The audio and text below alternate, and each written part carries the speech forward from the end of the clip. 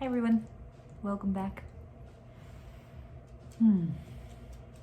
For those of you that are popping in for a health update, I really don't have anything to share on my physical health right now. I'm still chemo. Yeah, a couple of weeks I will have an update. I have some CT scans coming and big appointment with the doctor to determine if I get to go on break. Yeah. You know, today I've been thinking about graceful acceptance. That's what comes to mind when I'm thinking about this. Chemo treatment, cancer treatment impacts everyone differently. Right now, I'm not dealing with a ton of physical side effects, which is really wonderful. But I've been in chemo for 2 years, and the major result of that is I'm losing my mind. And I say that in a kind of a funny way, and then as you can see too, it's whoo. By that, what I mean is I don't know how to describe it when you go into the chemo treatment. You go in for chemo, and I walk in, and I know my name is Nicole, and I know where I'm at, and I know how I feel, and if you ask me a question, I can answer you.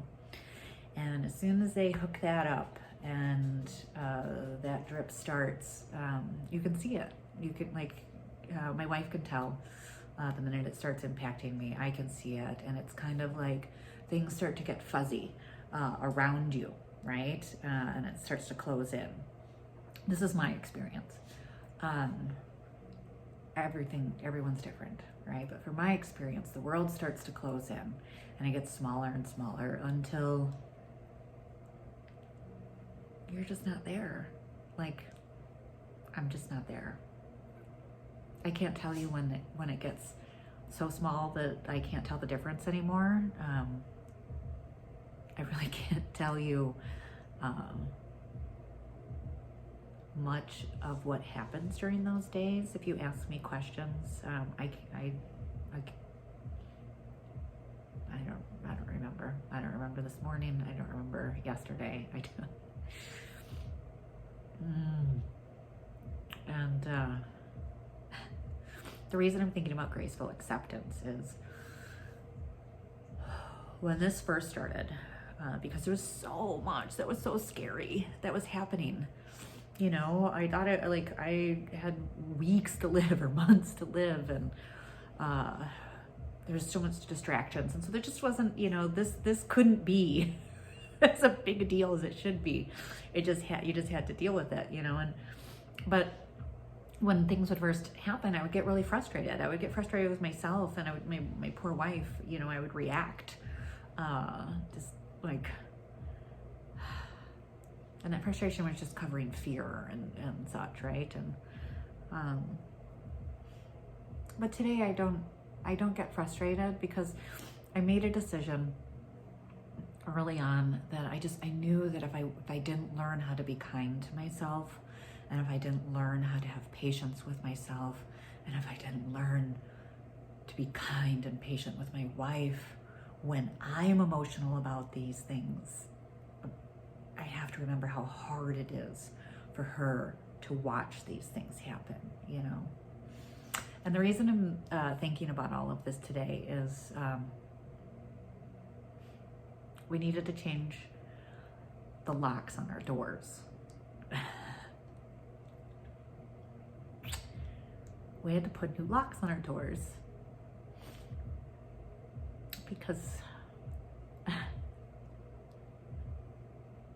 I can't, or I don't always remember to lock the door. if I come in behind myself, I leave the door locked constantly. And so this new lock has an auto, it'll lock after a couple of minutes. And I've also locked myself out of the house a couple of times. Forgot my keys, lost my keys, you know. And we have extraordinarily kind. Remember, people, participate in your community, because community is where it's all at. We have very kind neighbors. They know my situation. I was brought home by one. But they have keys and stuff. And so like all of that. But what is that? Change the locks, right? We're going to change the locks on the house. And we're going to put a lock on that has a combination key. Great. I could forget that. There's a lock key. Maybe I could forget that. It has Bluetooth. I mean, there's layers, right? Layers of ways that I can rescue myself and be kind to myself. And the thing is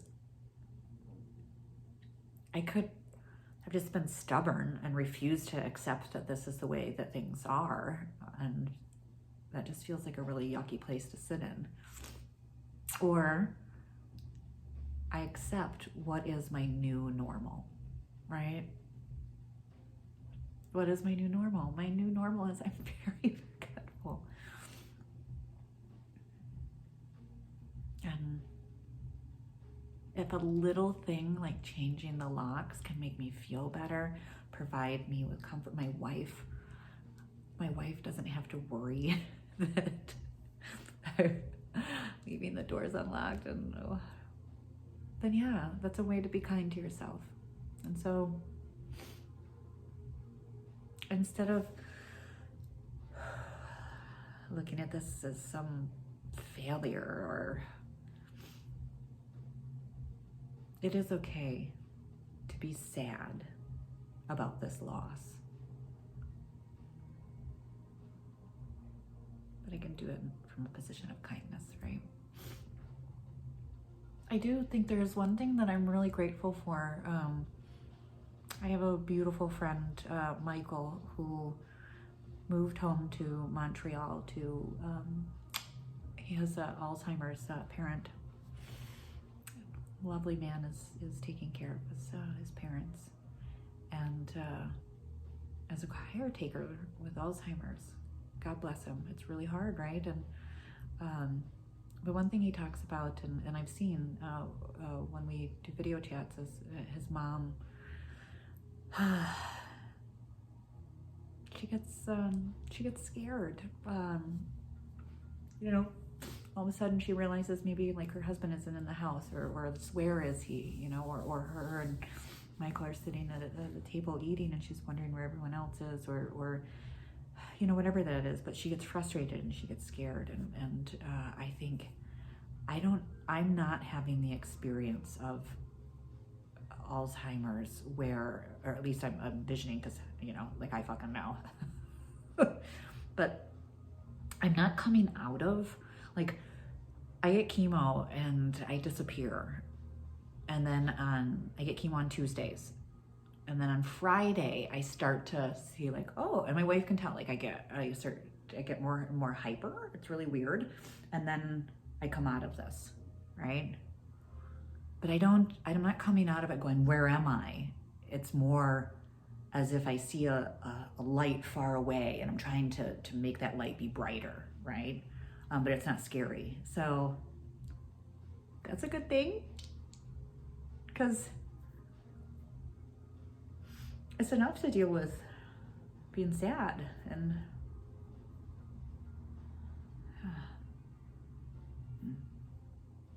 so today, be kind to yourself.